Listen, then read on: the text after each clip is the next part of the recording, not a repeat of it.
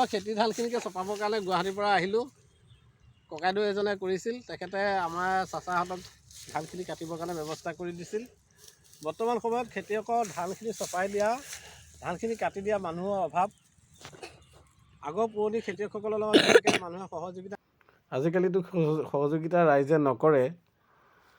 তাৰোপৰি আমি চহৰত থাকোঁ যদিও নিজৰ খেতি মাটিকণ ককা দেউতাই দি থৈ গৈছিল, আজিও সেই সযতনে ৰাখিছোঁ। তাতে এমুঠি ধান পাবৰ কাৰণে চপাবৰ সময়ত আহিলোঁ। দাদাই ব্যৱস্থা কৰি দিয়া মানুহকেইজনৰ সৈতে এপাক আলোচনাত বহিছিলোঁ। তাৰোপৰি এটি ভাল লগা কথা, মই আজি পথাৰলৈ মোৰ সন্তান দুটিকো লগত লৈ আহিছিলোঁ, তাকে আপোনালোকৰ ওচৰত দেখাব বিচাৰিছোঁ।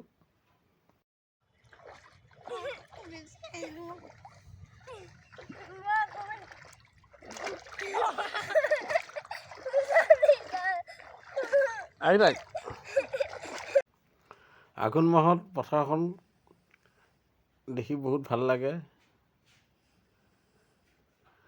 ওচৰতে থকা খালৈত মাছ পুঠি পোৱা যায়। আমাৰ ল'ৰা ছোৱালী দুটাও সিহঁতে পানীত নামি বৰ সন্তোষ পাইছে, আনন্দ হৈছে। আনন্দিত হৈ তেওঁলোকে কিবা মাছ বুটলিব পাৰোঁ নেকি চেষ্টা চলাই আছে। কেনে লাগিছে ৰাইজ ক'বচোন।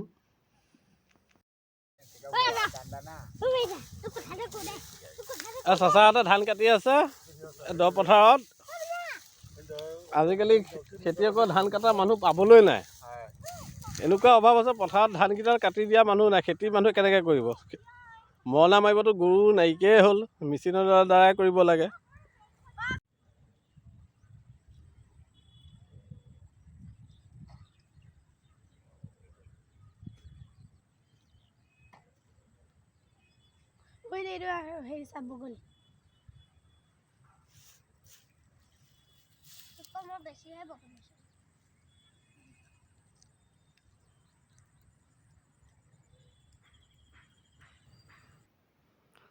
হঠাৎ আঘোণ মাহৰ বিষয়ে মনলৈ অহাত আপোনালোকক পথাৰলৈকে লৈ আহিলোঁ। আজি পথাৰৰ পৰিৱেশটো দেখালোঁ, কিদৰে সন্তানৰ লগত আজি পথাৰত দিনটো কটাইছিলোঁ।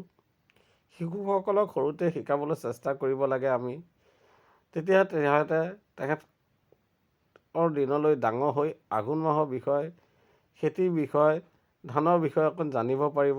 ধানৰ জাতবোৰ সিহঁতে শিকিব পাৰিব। জহা ধান, বৰা ধান, বাও ধান, আইজোং ধান, শালি ধান আমিয়ে শিকাবলৈ চেষ্টা কৰিব লাগে।